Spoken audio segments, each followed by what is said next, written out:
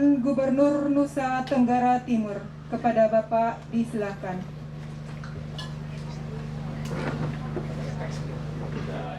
Assalamualaikum warahmatullahi wabarakatuh.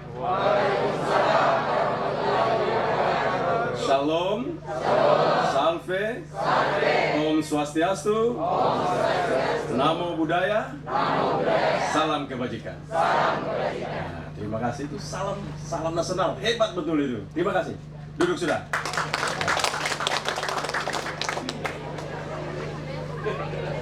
Jadi salam nasional itu Pak Dirjen, memang saya waktu jadi gubernur dimanapun berada, salam nasional itu diperdengarkan dan disambut salam nasional itu sebagai komitmen kebangsaan kita.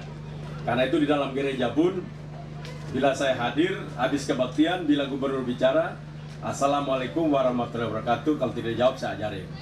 Jadi semua dijawab. Jadi karena itu saya berani mengklaim diri sebagai gubernur Indonesia yang hidup dalam keragaman.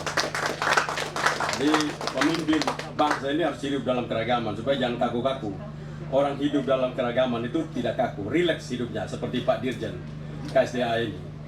Itu rileks orangnya. Saya hormati Pak Dirjen dan semua teman-teman yang hadir. Ibu, terima kasih untuk hadir di Nusa Tenggara Timur. Dulu NTT itu selalu dipanggil Nusa nasib tak tentu. Nah, nanti negeri nanti Tuhan tolong.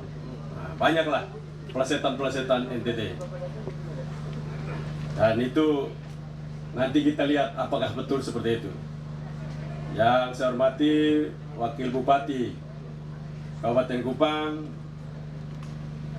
Pak Prof sebagai staf khusus gubernur, anggota DPR RI Komisi 4, Ibu Juli, semua kita yang hadir, para tokoh, para guru, murid, semua yang hadir yang saya kasih, saya banggakan. Hari ini telah kita ikuti sebuah acara yang luar biasa menurut saya, melakukan launching KSDAE mengajar. Itu luar biasa itu. Jadi saya bilang konservasi itu sudah hebat, apalagi bicara ekosistemnya. Nah, jadi ini tempatnya Pak Dirjen itu dua hal yang sangat luar biasa. Dalam perjalanan dunia sebelum menjadi manusia modern, alam itu tidak pernah dikerjakan. Karena alam itu begitu tersedia makanan yang luar biasa dan populasinya terbatas, maka manusia purba itu tinggal petik dan makan. Jadi usahanya apa? Usahanya siapa yang banyak memetik dan masuk dalam hutan memetik, dialah yang berhasil. Jadi zaman dulu itu kerja cuma itu. Dalam perjalanan maju, pergerakan manusia purba itu satu hari 19 km perjalanan manusia purba itu. Maka itu kuat-kuat mereka. Jadi kalau setiap hari ada yang tidak bergerak lebih dari 19 kilo, itu ntar perlahan-lahan mati dia. Jadi bergesernya peradaban itu karena bergesernya manusia itu satu hari 19 km manusia purba itu bergerak. Dan karena itulah mereka menguasai, pelan-pelan menguasai, dan akhirnya manusia itu makin banyak dan kepentingan itu makin luar biasa, maka mulailah tanah dirambah, hutan dirambah, semuanya. Karena itu konservasi itu adalah mengembalikan sesuatu yang telah diciptakan oleh pencipta untuk kembali seperti sedia kala. Nah, orang-orang seperti itu, orang-orang pilihan, tidak sembarang orang. Karena itu kepala sekolah hari ini, saya masuk tempat ini, saya lihat, walaupun sudah dijelaskan secara detail oleh Pak Dirjen, tapi perlu saya memberikan apresiasi kepada kepala sekolah dan para murid serta guru-gurunya. Karena ini hakikat dari manusia itu adalah manusia itu selalu seperti Pak Dirjen bilang, mengusahakan, mengupayakan karya dan karsanya itu dinikmati oleh generasi penerusnya. Bukan saja pada pendidikan itu formal, tapi bagaimana dia berekspresi dengan ilmu-ilmunya pada saat dia hidup di masyarakat dan alam serta lingkungannya. Nah, ini tidak gampang. Pemahaman seperti ini artinya orang sudah masuk pada intisari kehidupan. Banyak sekali kita belajar bahwa sekolah itu pintar, anak itu pintar. Kenapa pintar? Ditanya matematika jawabnya luar biasa, bagus, itu bukan salah, bagus. Tapi begitu keluar tamat, cari kerja sampai usia 40 tetap aja jadi honor di kantor wakil bupati. Kok kenapa honor? Ya cari kerja belum dapat. Jadi cara berpikirnya pendidikan untuk cari kerja, bukan pendidikan untuk melahirkan pekerjaan. Nah, ini cara dunia menuju sekarang, udah modern, dunia makin maju. Sekarang dunia itu sekolah bukan tanya raport, tanya ijazah, tanya produk. Sekolah ini begitu lulus, anak ini produknya apa? Jadi nanti ke depan produk-produk bambunya apa? Itu sudah begitu ke depan. Tidak lagi sekolah seperti tamat. Saya S1, lulusan S1 cum laude, tapi nganggur. Nah, ini banyak cum laude nganggur. Jadi Harvard University itu membuat survei kepada lulusan-lulusannya yang summa cum laude adalah mereka peneliti-peneliti terbaik, terkenal di dunia, summa cum laude. Yang cum laude adalah manajer-manajer terbaik di perusahaan-perusahaan besar dunia. Nah, yang lulus biasa ini di mana ini? Lulus biasalah pemilik perusahaan semua. Nah, ini dunia pendidikan membawa kita kepada tiga itu. Outputnya harus jelas. Karena itu saya hadir di tempat ini, saya lihat tadi kerjasama Dinas Pendidikan dan Kepala Balai Besar. Ke depan bukan pendidikan saja, peternakan, perikanan, perindustrian, pariwisata, pertanian, transmigrasi, juga semua menjadi satu kesatuan ekosistem berpikir, ekosistem kerja dan ekosistem alam. Nah, itu harus menjadi satu kesatuan di sana. Kalau itu sudah dapat dilakukan, wah luar biasa. Dan itulah kolaborasi sebenarnya. Karena tidak mungkin kita bisa kolaborasi kalau hasilnya tidak ada. Banyak sekali kita di pemerintah itu bicara kolaborasi, tapi nggak ada kolaborasinya. Karena itu menurut saya ini pekerjaan-pekerjaan yang akan luar biasa, yang kita harapkan dengan mulai dilakukan launching hari ini, Pak Dirjen telah memberikan sebuah langkah maju, khususnya kepada teman-teman yang melakukan acara launching hari ini secara virtual. Saya pikir ini terima kasih kepada Dirjen KCAE yang memilih Nusa Tenggara Timur untuk melaunching sebuah program yang sangat, menurut saya, sangat luar biasa untuk masa depan bangsa Indonesia, menurut saya. Dan karena itu Nusa Tenggara Timur tidak boleh terjebak pada hal-hal yang sifatnya formalitas. Kita sudah lakukan ini lalu diberhenti. Banyak sekali kita terjebak di situ. Habis acara selesai. Tadi konsistensi itu tadi K yang satu, konsisten. Kita konsisten untuk terus-menerus menjalankan itu. Dan karena itu saya harapkan selesai ini nanti Pak Kepala Balai Besar nanti bisa kita bicarakan, setiap dinas mempunyai pekerjaan dan dia masuk di sana menjadi satu ekosistem kerja. Sehingga pemahaman orang, ada juga yang sekolah nggak cukup ilmunya tentang bagaimana sebuah daerah konservasi, daerah taman nasional, daerah taman wisata yang tidak boleh ada kegiatan apapun selain dari menjaga hutan, itu pemahaman pada saat manusia purba. Tapi manusia modern menjaga hutan adalah satu, membangun hutan itu tetap lestari, membangun lingkungan daerah itu supaya mereka tetap hidup dengan baik, berdampingan dengan hutan, maka ekonominya harus bertumbuh. Membangun hutan, maka kecerdasan lingkungan daerah di mana masyarakat itu berada, mereka makin cerdas. Membangun hutan, ikut membangun masyarakat untuk mereka bertanggung jawab bahwa hutan dan alam itu memberikan mereka kehidupan. Kalau pemahaman itu tidak ada, lalu kita hanya semata-mata menjaga teritori hutan di mana kita diberikan ruang lingkup sebagai nomenklatur untuk menjaga, hanya menunggu waktu dirambah. Hanya menunggu waktu dirambah. Karena itu, salah pemahaman bahwa hutan tidak boleh ada zona pemanfaatan.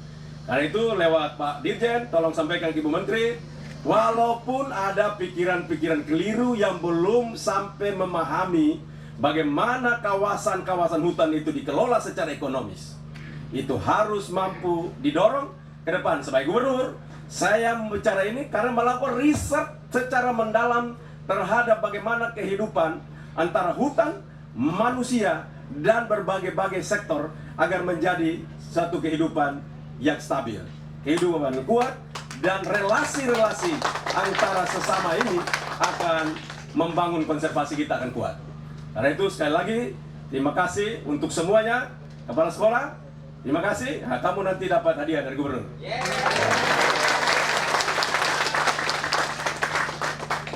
Saya yang kau buat ini lebih dari kepala dinas.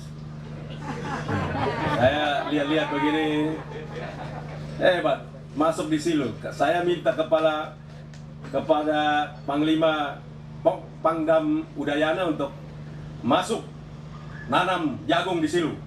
Laporannya 300 hektar. Saya minta, dan lewat air yang dibangun, pompa hidram, laporan dari Pak Pangdam kepada saya berhasil airnya, dan saya minta, beliau juga minta untuk akan perluas jadi 500 hektar di silo. Betul toh? Toko-toko orang pernah lihat air situ? Nah, terima kasih kepada TNI, khususnya Kodam Udayana dan seluruh jajaran yang berpartisipasi, dan itu kita harapkan ke depan begitu terus. Itu cara kerja orang otak ada. Otak tidak ada itu duduk di kantor menerima nasib. Nah, itu orang otak tidak ada. Makanya kalau saya jalan lihat jagung mati, saya tidak. Ini bupati, wakil bupati, kadisnya pasti di hutan, tidak pernah datang di lapangan. Kalau lihat jagung tumbuh stunting, nah ini tanda pemimpinnya stunting. Nah, otaknya kecil. Jadi saya bilang, pemimpin-pemimpin seperti itu bukan saja berdosa terhadap manusia, tapi Tuhan pun dia berdosa. Ya, karena itu ke depan itu saya bilang, saya punya mulut ini kan tidak bisa diatur. Jadi kalau bupati, wakil bupati mau maju lagi, kalau kerja serius di lapangan, nanti saya mulut nanti tidak bisa dipertanggungjawabkan. Nanti saya bilang, jangan pilih itu, percuma pilih dia duduk di kantor, saya tangan aja, mata melotot-melotot, tiap bulan terima uang, apalagi dengan proyek ikut juga 10% lagi. Ya mudah-mudahan tidak, namanya juga premis yang didorong kan bisa saja itu bisa. Tetapi kita harapkan ke depan, pemimpin yang cinta rakyatnya bukan di kantor saja. Seperti Pak Dirjen, ada di mana-mana. Bukan karena tidak ada pekerjaan, bukan karena di rumah takut sama ibu, tapi memang kita harus pergi ke desa. Pemimpin itu harus ada di desa, melihat masalah dan menyelesaikan, karena dia punya otoritas. Seluruh sumber daya dalam dirinya dapat dipakai untuk membangun manusia di desa. Nah, itu makanya bupati harus tidur desa. Masa gubernur tidur desa? Nah, wakil bupati tidur desa. Saya dengar-dengar kata dua-dua tidur desa. Tahu cuk benar atau tidak, mungkin tipu saya kali. Nah, kalau sudah terus di desa terus-menerus, kita akan paham. Dan menurut saya, jangan ke hutan dulu, ke desa aja, tidak lagi di hutan dengan Pak Wir. Nanti kalau ke hutan digigit ular mati cepat nanti. Nah, itu alam itu begitu luar biasa. Kalau cinta alam itu mencintai kita. Saya itu punya pengalaman itu. Kalau kita pergi ada ular, ada belang itu, nah, dia bilang jangan ganggu, ini orang-orang yang mencintai kita. Tapi kalau tidak, belangnya langsung hobi menjilat-jilat kita kalau memang kita tidak cinta alam.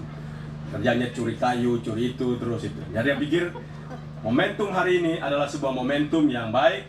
Dan terima kasih kepada Pak Dirjen Konservasi Sumber Daya Alam dan Ekosistem yang sangat cinta Nusa Tenggara Timur. Dan tidak bawa ibu lagi sampai di silo ini. Ibu suka silo tidak? Tempat ini tempat namanya silo. Jadi kalau ibu nanti besok-besok saya datang ketemu RTT, saya suka sekali ke desa Silo. Orang bilang, ibu ini bahaya nih. Orang maunya ke mall-mall, kok ibu sukanya ke desa Silo sih?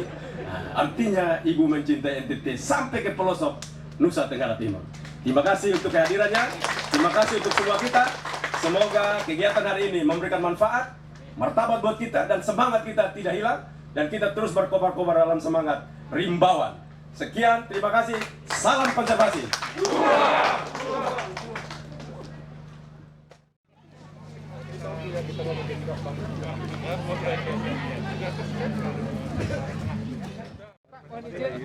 koleksi. Pak Dirjen, betul ya. Kebun koleksi ya, betul.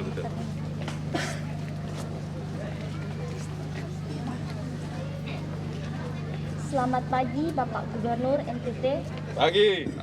dan Bapak Dirjen KSDAE. Pagi. Saya Putri Andini Poen dan Saya Fatina Mufa. siswa kelas 10 MIPA SMA Negeri 3 Fatuleu dengan hormat menyampaikan terima kasih atas kesediaan Bapak untuk secara simbolis melakukan penanaman pada arboretum kami. Pada saat ini, Bapak akan menanam pohon kelengkeng dan saat ini baru tersedia 7 jenis pohon dan secara bertahap akan ditanam jenis lainnya dengan bantuan dan pendampingan dari Balai Besar KSDA NTT dan BPDAS HL Benai Noelmina. Arboretum ini rencananya akan ditanami dengan tanaman hutan dan buah-buahan yang ada di wilayah timur dan daerah lainnya. Tanaman ini kami tanam dengan teknik irigasi tetes agar dapat terus diairi air sehingga dapat terus tumbuh segar dan sehat. Koleksi tanaman ini akan terus kami lengkapi dan perkembangannya akan kami laporkan kepada Bapak Dirjen setiap 3 bulan sekali. Juga kepada Bapak Gubernur ya. Terima kasih Bapak Gubernur dan Bapak Dirjen. Nanti Pak Gubernur bisa ya. Mari Pak. Ada tadi yang Nanti pastinya tembus. Oke, keren, luar biasa.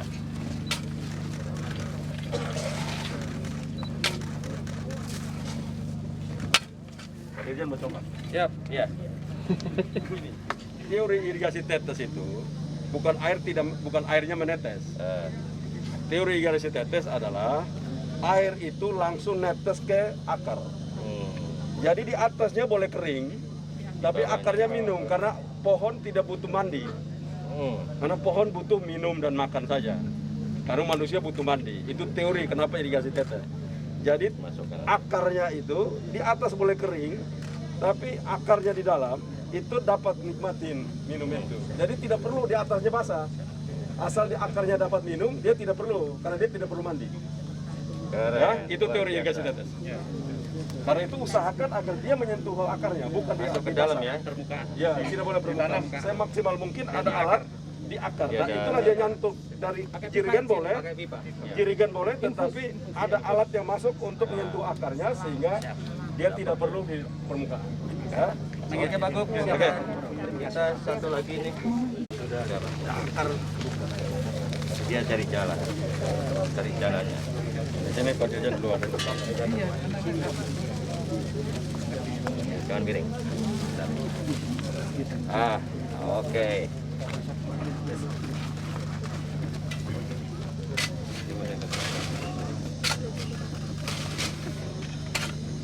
Air tanahnya bagus. Tanah bagus ini. Ini.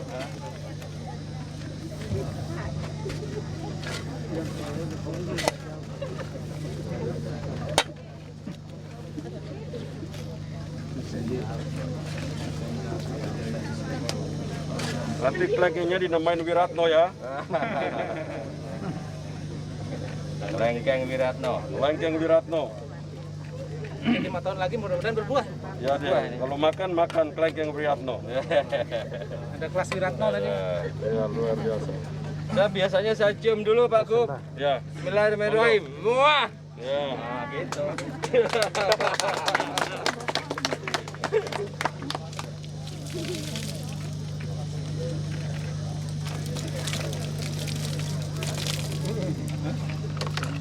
Terima kasih, sehat selalu.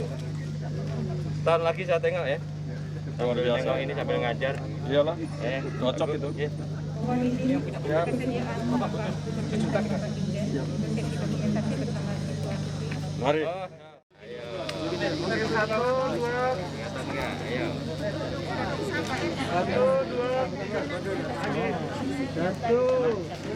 Ya, lain duduk. Soalnya karena yang pendek-pendek.